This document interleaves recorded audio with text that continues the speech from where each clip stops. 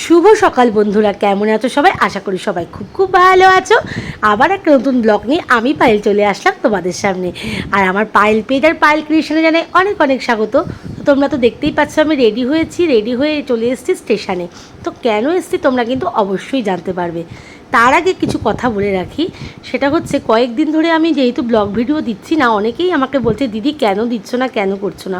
তো তাদের ভালোবাসায় আমি আবার নতুন করে ব্লগ ভিডিওটা আবার স্টার্ট করলাম। আসলে এত ব্যস্ততা মানে এখন হয়ে গেছে যে টাইমই পাই না যে ভিডিওগুলো করে রাখি, কিন্তু সেটাকে যে ছাড়বো মানে সেটাই সময় হয় না।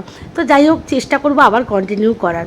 তো দেখো আমি ট্রেনেও উঠে গিয়ে চলে এসেছি কিন্তু এই যে নৈহাটি। তোমরা তো এখন আমার ভিডিও দেখতে দেখতে অনেকেই বুঝে গেছো যে মানে প্ল্যাটফর্ম দেখলেই অনেকে বুঝে যায় যে আমি কোথায় যাচ্ছি। হ্যাঁ, আজকে চলে এসেছি নৈহাটি সকাল সকাল, আর যাচ্ছি হচ্ছে বড়মার কাছে। তো কেন যাচ্ছি সেটা কিন্তু তোমাকে অবশ্যই বলবো। আর সত্যি কথা বলতে সকালবেলায় এতটাই গরম ছিল যে কি বলবো, রোদেরও তাপ বিশাল। আর সত্যি আমার হাতে ছিল ব্যাগ দুখানা, ব্যাগগুলো এত ভারী, ব্যাগগুলো আমি জাস্ট বইতে পারছিলাম না, আমার হাতে এমনিই ব্যথা, আর ব্যাগ মানে বইতে বইতে হাত দুটো মানে খুব ব্যথা। ওই জন্য মানে ভিডিওটা করতেও আমার খুব কষ্ট হচ্ছিলো। তো যাই হোক, এরকম নৈহাটি নেমে গেছি এবং যাব এখন বড়মার মন্দিরের রাস্তাতে চলেই গেছি, বড়মার মন্দিরে যাব। তো রাস্তাঘাট অনেকটাই ফাঁকা। তো এরকম এসেও গেছি মন্দিরে। তো কেন এসেছি এবার তোমাদেরকে বলবো। আমার ছোট্টবেলার বান্ধবী, মানে একদম আমরা প্রাইমারি স্কুল থেকে আমরা একসাথেই পড়াশুনো করেছি বনগাঁতে।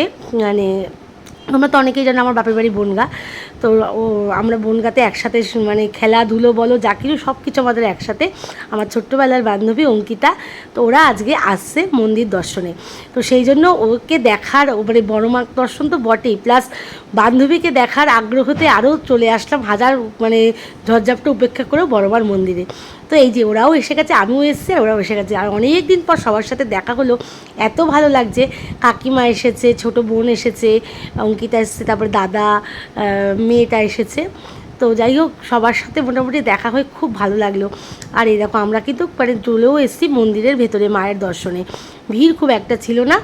আর একটু মানে যেহেতু মানে শুক্রবার ছিল সেহেতু ভিড়টা অনেকটাই কম। তো এই দেখো আমরা মন্দিরের মধ্যে কিন্তু একদম চলে এসেছি, আর একদম মায়ের কাছেই চলে এসেছি। এবার কিন্তু মায়ের পুজো দেবো, আর পুজো দিয়ে তো দেওয়া কিন্তু কমপ্লিট। আর অঞ্জলি যেহেতু সকাল 7টার মধ্যে হয়ে যায়, ওই জন্য আমরা কিন্তু অঞ্জলি দিতে পারিনি। তো এই যে এবার পুজো টুজো দেওয়ার পর ওরা তো এক্ষুনি আবার বনগাঁ ফিরে যাবে, বলেছিলাম আমাদের ওখানে তো বলছে আজকে তো এমনভাবে এসেছে, আজকে আর কিছু করা নেই, করা যাবে না, আরেকদিন অবশ্যই যাব।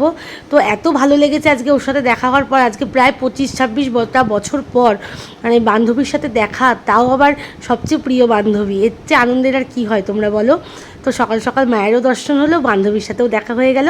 তো কেমন লাগলো ভিডিওটা অবশ্যই বলো। চলো টাটা।